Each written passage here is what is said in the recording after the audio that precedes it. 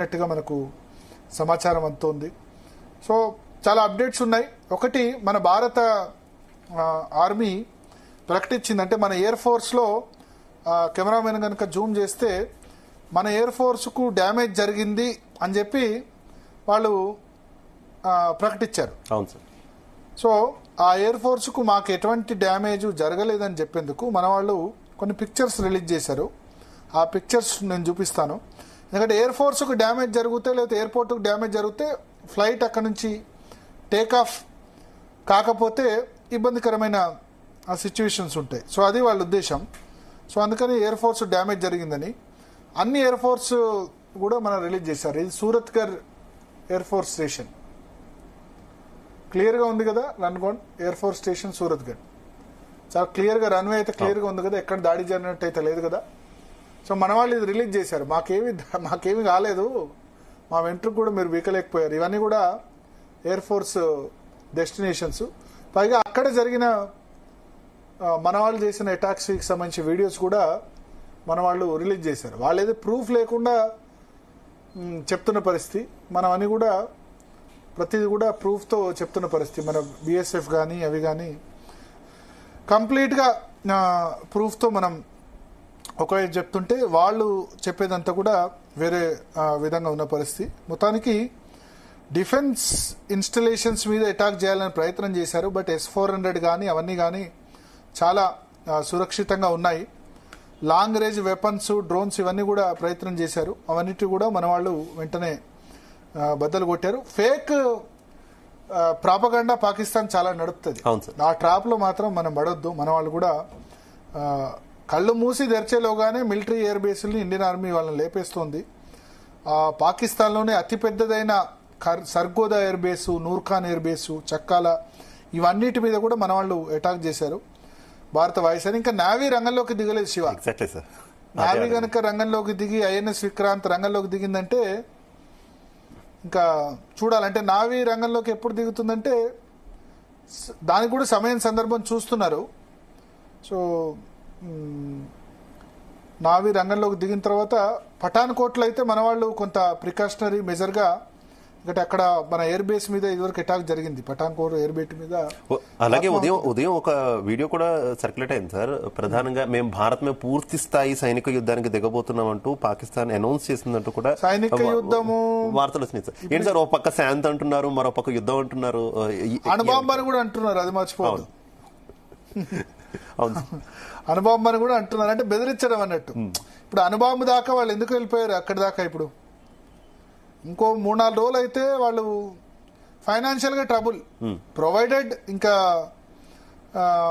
Islamic countries, aggressive Islamic countries కొన్ని ఏవైతే ఉన్నాయో, టర్కీ లాంటివో లేకపోతే అజర్బైజాన్ లాంటివో, ఇటువంటి వాటివి చేస్తే తప్ప, అంటే వాళ్ళు సపోర్ట్ చేసి ఫండింగ్ వస్తే తప్ప, అదేవిధంగా పెట్రోల్ బంకులు మూసిపోయే ఇస్లామాబాద్లో మూసేయాల్సిన పరిస్థితి, ఇంధన కొరత ఉంది.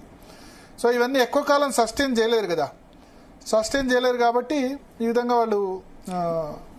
ఈ IMF ఫండింగ్ గురించి ఎట్లా చూడాలి సార్? భారత్ తన అభ్యంతరాలు తెలుపుతూనే ఉంది, పాకిస్తాన్ చేస్తున్నటువంటి ఇష్యూస్ అంతా ప్రపంచానికి కనిపిస్తూనే ఉన్నాయి, అయినా కూడా స్టిల్ సహాయం చేయడానికి ముందు రావడానికి ఏ రకంగా? అంటే IMF సంబంధించి ఈ యుద్ధానికి ముందు నుంచి ఆ ప్రపోజల్ నడుస్తుంది. మన వాళ్ళు అబ్స్టైన్ అయ్యారు, అంటే నో అని ఓటేరాదట దానిలో. ఓకే.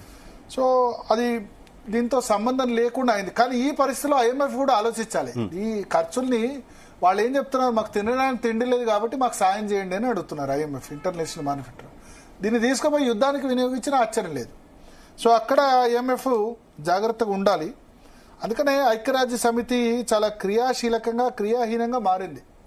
మనం IMFను కానీ, ప్రపంచ బ్యాంకును కానీ, ఇంటర్నేషనల్ సెక్యూరిటీ కౌన్సిల్, భద్రతా మండలి కానీ, వీటన్నిటి కూడా మనం ఎందుకు మనం దాన్ని పూర్తిగా చేయాలని చెప్తున్నామంటే, దానిలో పూర్తిగా మనం మార్పులు తీసుకురావాల్సిన అవసరం అయితే ఖచ్చితంగా మనకు ఉంది.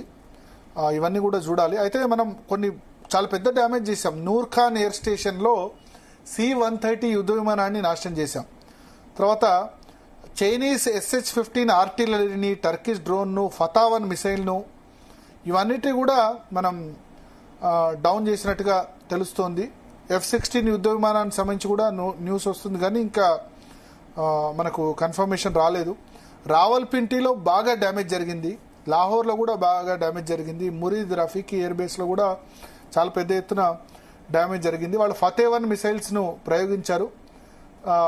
ఆ తర్వాత నూర్ ఖాన్ ఎయిర్ బేస్ అయితే చాలా పెద్ద ఎత్తున నష్టం వాటిల్లినట్టుగా కూడా మనకు తెలుస్తోంది. సో సో మొత్తానికైతే ఇప్పుడు ప్రధాని నివాసంలో చాలా అత్యున్నత స్థాయి సమావేశం కూడా జరుగుతుంది. శివ, చూద్దాం అంటే ఎక్కడి వరకు ఈ దీనిలో ఏ నిర్ణయం తీసుకుంటారు, ఎక్కడి వరకు ఇది వెళ్తుంది అన్నదైతే మనం చూడాలి. పాకిస్తాన్ అయితే ఒకవైపు అణుబాంబ వేస్తామంటున్నారు, ఇంకోవైపు మేము రెడీ, శాంతికి రెడీ అంటారు. అంటే అయితే ఏమంటారు, అందితే జుట్టు లేకపోతే అందకపోతే కాళ్ళు, ఆ విధంగా ఉంది పాకిస్తాన్. అండ్ ఫైనల్ గా సార్, అమెరికా వ్యవహారాలు ఒకసారి చూసుకుంటే చాలా మంది కామెంట్స్ చేస్తున్న సిచ్యువేషన్ ఉంది సార్. అంటే గతంలో ఇరాన్ విషయంలో కావచ్చు, ఇరాక్ విషయంలో కావచ్చు, తాజాగా రష్యా విషయంలో కావచ్చు, ఏం జరిగినా శాంక్షన్స్ విధిస్తుంది కదా, కానీ ఎందుకు పాకిస్తాన్ విషయంలో శాంక్షన్స్ విధించట్లేదు, పైగా F-16 లాంటి సహాయం చేస్తూ ఉంటుంది అనేటటువంటి కొన్ని కామెంట్స్. అంటే మీరు చూడండి, ఇప్పుడు కార్గిల్ యుద్ధ సమయంలో కానీ, బంగ్లాదేశ్ యుద్ధ సమయంలో కానీ అవుట్ రైట్ గా పాకిస్తాన్ సపోర్ట్ చేసింది. కానీ ఇప్పుడు పాకిస్తాన్ సపోర్ట్ చేసినట్టు ఎక్కడ లేదు, మనకు లేదు కదా. మనం పొక్రాన్ అణుపరీక్షలు చేసినప్పుడు మన మీద సాంక్షన్స్ విధించింది. ఇప్పుడు మన మీద సాంక్షన్ విధించలేదు కదా. F-16 సప్లై చేసింది వాళ్లే. ఎందుకు సప్లై చేశారు F-16? ఆఫ్ఘనిస్తాన్ తో ఫైట్ చేయమని సప్లై చేశారు. దానికి రూల్ ఉంది, F-16 ఎట్టి పరిస్థితిలో భారత్ తో వాడొద్దని చెప్పి. ఇప్పుడు ఒక్క విమానం F-16 మన దగ్గర దొరికినా సరే, మన దగ్గర పడ్డా సరే, శకలాలు పడ్డా సరే, అమెరికా పాకిస్తాన్ మీద యాక్షన్ తీసుకోవచ్చు. అయితే ఇక్కడ అమెరికాకి ఏంటంటే అక్కడ main defence business also important కదా. ఆ రక్షణ కంపెనీలు శాసిస్తాయి. సో మనం రష్యా దగ్గర కొన్నాం S-400, అమెరికా వాళ్ళకి F-16 ఇచ్చింది. సో బిజినెస్ అన్నది కంటిన్యూ అవుతుంది. వాళ్ళ మీద ఆంక్షలు అంటే F-16 వాడకూడదు మన మీద లెక్క ప్రకారం. అందుకని F-16 వాడామని కూడా ఎప్పుడు చెప్పరు. దానికి కేవలం ఆఫ్ఘనిస్తాన్ లో ఒసామా బిన్ లాడెన్ అప్పుడు బతుకున్నప్పుడు, లేకపోతే ఆఫ్ఘనిస్తాన్ లో తాలిబాన్స్ మీద వాళ్ళ మీద అటాక్ చేసేందుకు అమెరికా సాయం చేసింది.